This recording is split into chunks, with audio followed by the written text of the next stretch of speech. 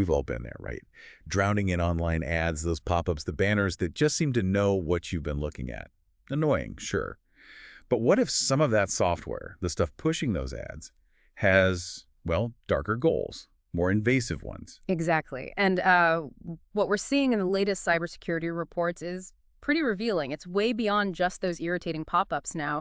We're really talking about how this adware, as it's called, has morphed into something, frankly, much more insidious. It's actually acting like a gateway, within the whole malware ecosystem. Okay. So today, that's our mission. Let's really unpack adware. We'll dig into its tricky tactics, how it sneaks onto your devices, and crucially, the real dangers it poses, the ones that go way past just showing you ads. And most importantly, we'll talk about how you can protect yourself. We've pulled together findings from a bunch of recent cybersecurity reports and analyses to give you the full picture. So, to start us off, adware. Advertising-supported software. Sounds pretty harmless on the surface. What's the key distinction we need to make right away? That's the first big point. There is legitimate adware out there, the kind developers disclose maybe to offer software for free or cheap. It helps offset costs. But then there's the other kind, the malicious stuff. And that adware operates totally differently. It's all about generating revenue aggressively, deceptively. It really tramples over your privacy and your device's performance just to make a buck. It's fundamentally dishonest. Dishonest tactics. Yeah. You mentioned that. Why is this malicious kind, even if it's mainly pushing ads, considered, well, far from benign? What are these tactics? Oh, absolutely. I mean, the reports show it's not shy about fraud. Using bots, for instance, automated programs that just click on ads like a real person would, or tricking users into clicking on something they'd normally steer clear of. It's pure revenue generation, zero value for the advertiser, and certainly none for you, the user. And once it's running, it's immediately intrusive. You get those constant pop-ups, banners everywhere. Sometimes it just redirects your browser suddenly to some other site. It can even hijack your browser settings, changing your homepage, your search engine, without asking. It just takes over. Right, taking over. Okay, so it's definitely a problem. But how does it get past our defenses? How does this intruder actually manage to get in? And what's it really up to once it's there? Walk us through those infiltration methods the reports are highlighting. Yeah, it's pretty clever, unfortunately. A really common way is something called software bundling. You download a program you actually want, right? But hidden in the installer, bundled alongside it, is the adware. You click next, next, finish, and boom, it's installed without you realizing. Scary. Then there's malvertising. That's where they inject malicious ads into legitimate websites, even big trusted ones. You click the ad thinking it's safe, and it redirects you or starts a download. We also see deceptive downloads adware pretending to be a software update, a video player codec, some useful tool. And of course, there are malicious browser extensions, websites that have been compromised to serve up malware. Downloading pirated software or media is a huge risk factor. And good old social engineering. Those fake virus alerts screaming that your computer is infected and you need to download this cleaner right now. Often the cleaner is the malware. Wow, okay. Lots of ways in. And once it gets a foothold, what's its main job? What are the primary functions? Well, its core function, its main gig, as the reports put it, is ad delivery. It basically injects ads everywhere, pop-ups, banners, sometimes full-screen overlays right onto the websites you visit or even inside apps you use. Like unwanted billboards. Yeah, exactly. And the goal is to make money through things like pay-per-click or PPC. The creators get paid whenever an ad is clicked, even if it's by one of those bots we mentioned. Beyond just showing ads, it often performs browser hijacking.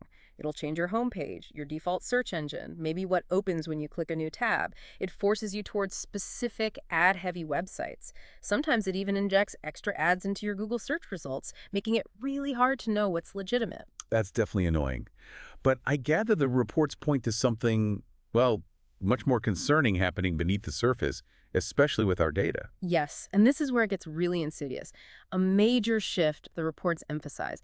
Adware isn't just about ads anymore. It's become a data vacuum cleaner. It secretly tracks your online activity, what sites you visit, what you search for, and sometimes, disturbingly, it can even grab login credentials. Seriously, login details. Yes. This data isn't just used to show you better targeted ads. It's often sold off to third parties, data brokers, maybe worse. This opens the door wide open for things like identity theft or targeted phishing attacks. It turns an annoyance into a genuine privacy nightmare. And once it's settled in, how does it make sure it stays there? I mean, can't you just uninstall it? That's where its persistence mechanisms are key. Some adware is incredibly hard to get rid of. The reports even mention variants with resuscitators. Resuscitators. Like zombies. Kind of. Digital zombies. They're designed to reinstall themselves automatically, even after you think you've removed them. They do this by modifying core system files, like registry keys deep within Windows, or creating hidden scheduled tasks that just relaunch the adware periodically. Okay, that's persistent. And they're getting smarter, too, using evasion techniques. Things like obfuscation, scrambling their code, or encryption, using anti-sandbox tricks to fool security software. And while all this is happening in the background, it's wrecking your system performance. It eats up CPU cycles, hogs memory, leading to slower browsing, apps crashing, general instability. It just makes your device sluggish and unreliable. So it's not working alone. It sounds like it can actually invite other trouble in. Are there specific types of nastier malware that Adware commonly opens the door for based on these analyses? Absolutely. And this is probably the most critical finding: malicious payload delivery.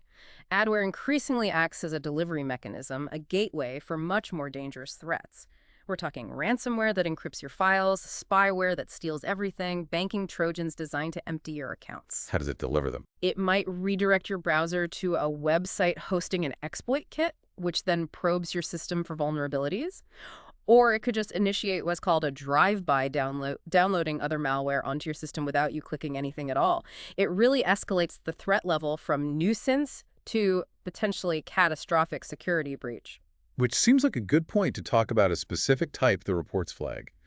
Trojan-style adware. What makes this category particularly nasty? Right, Trojan style. The name says it all, really. Its defining feature is deception. It disguises itself. It looks like a perfectly legitimate piece of software.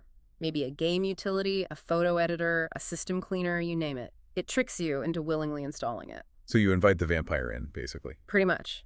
But once it's inside, it drops the mask, it runs silently in the background, executing malicious scripts without you having any idea. And how good is it at staying hidden and sticking around? Right. What do the reports say about the persistence of these Trojan types? They are notoriously difficult to root out. These are designed for stealth and longevity. They often use those advanced persistence techniques we talked about, modifying system processes, embedding themselves in registry keys to make sure they survive reboots and basic cleanup attempts. And their danger isn't just the ads or redirects, it's the hidden activities. Okay, so we know it's annoying, but you mentioned hidden activities. With Trojan-style adware, what are the additional threats we really need to worry about? How often does this seemingly small problem become the first step towards something much worse? That's the crucial point. Trojan-style adware is often specifically built to act as a downloader. It connects to remote servers controlled by attackers and pulls down other, often far more damaging, malware components. It effectively turns that initial adware infection into ground zero for a much larger attack. And we've seen some really worrying real-world examples of this in action. Take the Necro Android adware identified in 2024. It hit something like 11 million devices. 11 million, wow. Yeah, huge numbers. And it spread through apps on the official Google Play Store, things like Wuda Camera, Max Browser, apps people thought were safe. The reports noted it used malicious SDKs, software development kits. Basically, tainted code libraries that app developers unwittingly included in their legitimate apps. So the app developers didn't even know.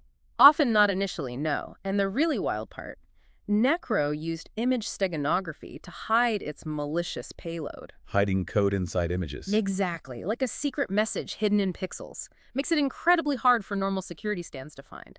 Plus, it was also involved in subscription fraud, signing users up for paid services without consent. Or, look back a bit further, to Shadin in 2016, infected over 10 million Android devices. It repackaged popular, legitimate apps with its adware component and then distributed them through third-party app stores. It bombarded users with ads and was infamous for being almost impossible to remove. People often had to factory reset their phones or even replace them. That's extreme. It was. And more recently, reports from Q2 2025 highlight the Android. Hidden Ads family is being particularly active. These apps often look harmless, but once installed, they make their icons vanish from the home screen, so you can't easily find them to uninstall, but they keep running ads in the background. And another one, Android.Mobidash, saw a big spike in that same period. It just goes to show, sadly, that pushing intrusive ads is still a very reliable way for cybercriminals to make money. Okay, we've definitely unpacked how this stuff works, but let's bring it back to the user. What the reports really hammer home is the impact. Beyond just being annoying or slowing things down, what are the real overarching risks and consequences here? Why should you listening care so much? The impacts are serious and hit on multiple fronts. First, there are major privacy violations. Adware routinely tracks your online behavior, collects personal info, sometimes even financial details like credit card numbers, and this data often gets sold off. It's a fundamental breach of your privacy. Selling your data. Yes. Second, the performance degradation can be severe. It's not just a minor slowdown. The constant ad serving and background activity can cripple your device's speed, chew through your mobile data plan, and drain your battery life way faster than normal. It makes using your tech really frustrating. Then, critically, adware creates significant security vulnerabilities. It literally opens backdoors on your system. Backdoors. Yeah, pathways that allow other much worse malware, spyware, ransomware viruses to get in more easily. It's like leaving your front door unlocked for burglars. And with the more sophisticated adware, there's a direct risk of financial theft. Some are explicitly designed to steal credit card details or online banking logins, leading straight to identity theft and potentially devastating financial loss. And we've seen plenty of general adware examples causing widespread problems too, right? It's not just the Trojan types. Absolutely. Remember Fireball? That one was huge. It didn't just show ads. It hijacked browsers, redirected searches, tracked everything users did, infected something like 250 million devices worldwide. Sort of a billion. Incredible. Then there was Web Companion. Often bundled with other software, it messed with browser settings, injected ads, and was notoriously stubborn to remove. Crosswriter wasn't even a single adware program, but a whole framework, like a toolkit, that criminals use to build malicious browser extensions for injecting ads and stealing data. And even way back, early adware like Gator was already doing things like replacing legitimate website ads with its own fake ones, specifically designed to siphon off financial information from people's computers. Okay, that's definitely laid out the risks. It sounds pretty bleak. But the good news is the reports also offer solutions, ways to fight back. So let's shift to defense. Expert, what are the first signs you should look out for? What are the telltale symptoms that adware might have snuck onto your device? Right. Being vigilant is key. The common symptoms include a sudden and obvious increase in pop-up ads. Maybe you're seeing them even when you're not actively browsing the web. That's a big red flag. Also, unexplained changes to your browser, your homepage is different, your search engine switched, new toolbars appeared that you didn't install. Noticeable slowdowns in your device's performance are another sign. Things taking longer to load, apps crashing frequently, general sluggishness, and finding unfamiliar programs in your installed software list, or strange browser extensions you don't recall adding.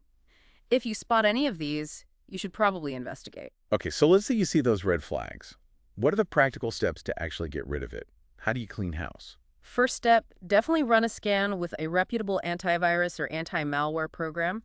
Tools like Malwarebytes, Norton, Kaspersky, Bitdefender, they're specifically designed to find and remove adware and other threats. Let it run a full system scan. Okay, run a scan. What next? Then, manually check your installed applications. On Windows, that's Ad Remove Programs. On Mac, the Applications folder. On your phone, the App Settings. Look for anything suspicious or anything you don't recognize installing, especially if it appeared around the time the problem started. Uninstall it.